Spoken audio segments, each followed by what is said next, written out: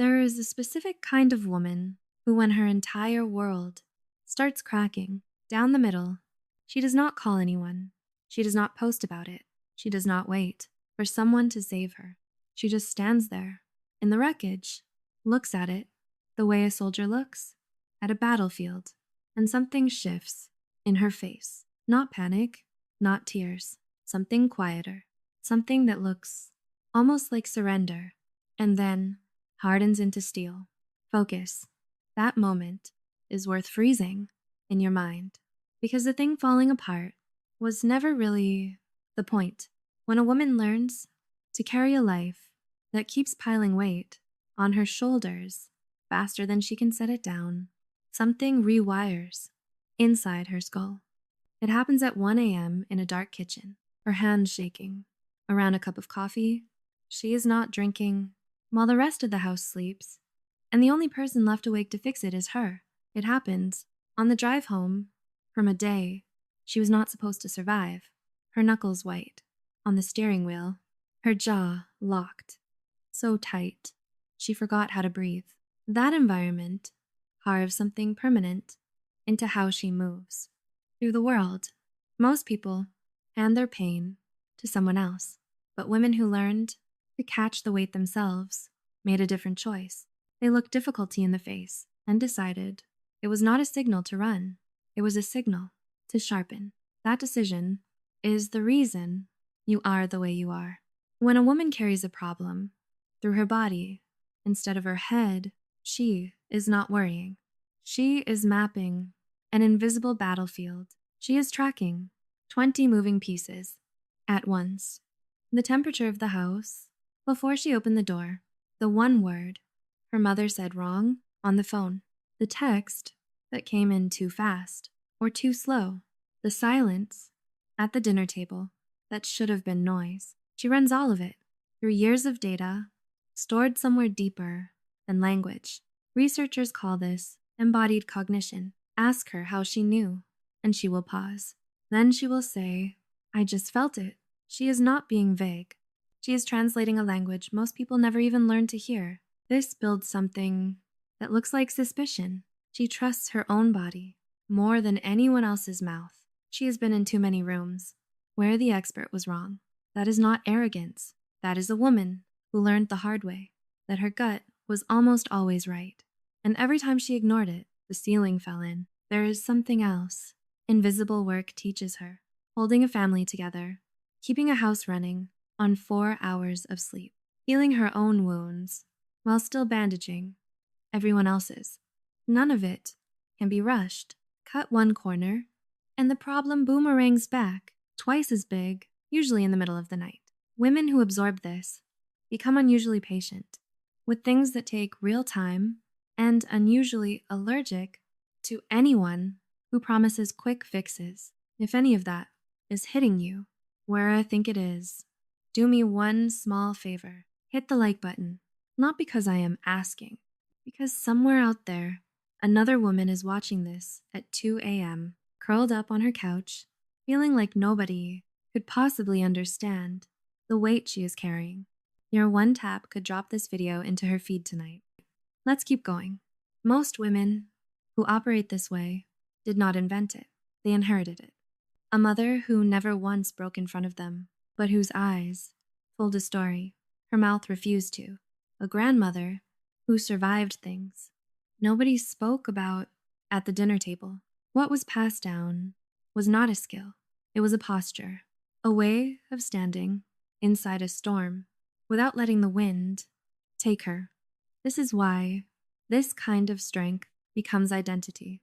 When competence is forged inside survival, it carries an emotional weight no workshop can replicate. The first real crisis you handled alone, you remember it with a clarity that is almost sacred. Because of the woman you met that night, the one you did not know lived inside you, the one who stood up when your knees wanted to buckle and spoke when your throat wanted to close and did what needed to be done, while the rest of the world slept through it. This is where people misread her. They see her self-sufficiency and assume she does not want help. They see her quiet strength and read it as coldness. They see her keeping the roof from caving in and assume she must not be hurting underneath it. What they do not see is a woman who learned, bone deep, that problems bend to patience, that even the worst storms run out of rain. These women develop an internal locus of control, a buried, unshakable belief that outcomes are shaped by her own hands, not by luck, not by what others decide about her. That belief rewrites everything. It changes how she walks into a room. It changes how she absorbs bad news without flinching. It also raises her threshold. We're asking for help far too high. It is not that she does not need anyone. It is that she carries a quiet, steel-plated certainty that if no one comes, she will still find a way out. She built that certainty brick by brick, one survived night at a time. There is one last thing nobody says out loud. Solving something real is one of the last places left, where she gets to be completely, undeniably right. In almost every other corner of a woman's life, success is a moving target. Was she a good mother? Hard to say. Was she too much? Too quiet? Too soft? But something that was falling apart and is now holding together because of her that is not open for interpretation. The feedback is absolute. For a woman measured all day against standards she never agreed to, that clarity is the only room in the house where she finally gets to breathe. This is why a woman who is falling apart on the inside does not always tell anyone. She does not collapse. She scrubs the kitchen counter until it shines. She refolds the laundry. She fixes something small she can actually finish. She rebuilds, in miniature, the feeling of competence the weak tried to rip out of her chest. What looks like avoidance is a woman stitching herself back together in the only language she was ever given. Right now, the number of women quietly holding up the ceiling without letting anyone see is higher than it has ever been. Not because they are stronger, because they are more alone. They were handed a world that demands they be everything to everyone. Stay soft, stay sharp, stay beautiful, stay grateful, and never admit they are drowning. The result is a generation of women who have become masters of carrying life and strangers to being carried inside it. The question is not whether you know how to fix things. You do.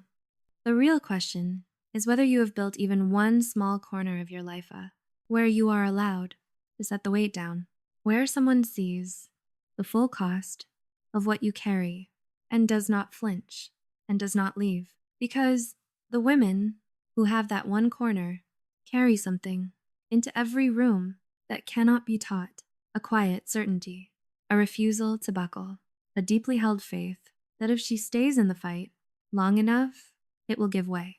That belief was never about the problem she was fixing. It was always about the woman she was building, one hard night at a time.